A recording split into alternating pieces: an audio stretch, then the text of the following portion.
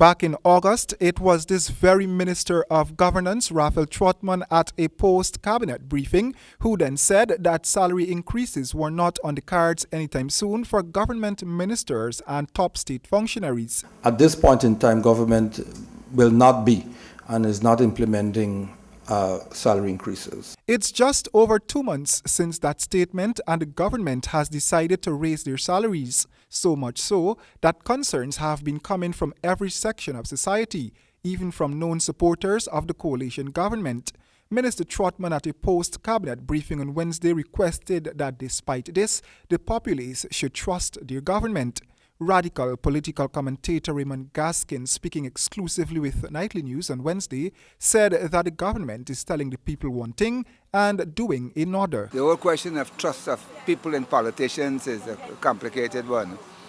But the reason why Minister Trotman said that, of course, is because he knows and he believes that there's the trust between the politicians and the supporters has been impacted by this decision.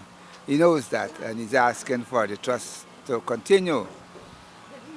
The fact of the matter is that the increase is excessive. Gaskin is saying that the salary increase for state functionaries cannot be justified, at least not in this donkey cart economy. He is contending that the salary which a minister earned prior to the increase had been sufficient, given all the benefits that goes with the position. It is true that ministers have to be properly paid, but we also must remember ministers also get free security at their house, they get driver, they are chauffeur driven, they don't pay light bill, phone bill, water bill, and all kinds of bills that most of us have to pay.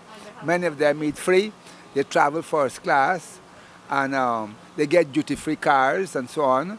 This part of their allowance. They get extravagant pension benefits as members of parliament and ministers, and they're not badly taken care of. Meanwhile, Gaskin is telling some government ministers to abandon their arrogance and accept that this is a wrong move. He said they have betrayed not only the Guyanese people, but their supporters and close friends. The whole idea that if you get more money, you won't be corrupt, that's all nonsense.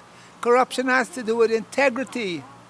If you don't have integrity, you will continue to thief. It doesn't matter how much money you get. There's no such thing that if a man is a thief and you pay him plenty of money, he wouldn't thief. That's not true. We live here, we know the whole system of corruption. We've lived with this for many years. It is just not true. And to say that these ministers might thief if they don't get more money, I think is slanderous libel of these ministers. Many of them, I guess, are ordinary, decent, hard-working political people. But to come and say now, if we don't pay our ministers more money, they will thief, I find that is extremely unfortunate. The political commentator is telling President Granger and his cabinet to put the people first. Royden James for HGP Nightly News.